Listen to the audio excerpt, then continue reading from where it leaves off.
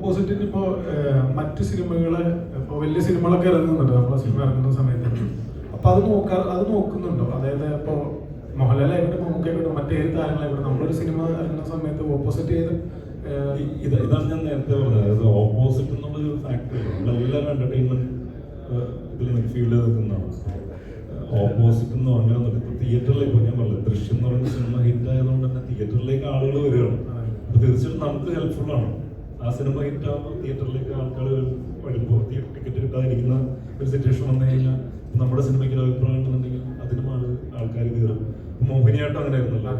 സൈസറിന്റെ മോഹിനിയാട്ടം ഇപ്പോൾ വാഴ ഭയങ്കര ഹിറ്റായിട്ടിരിക്കുന്ന സമയത്ത് മോഹിനിയാട്ടം വന്നപ്പോൾ അതിൻ്റെ ഒപ്പം തന്നെ അതും ഒരുമിച്ച് കയറി. അത് നല്ല സിനിമ ആയതുകൊണ്ടാണ്.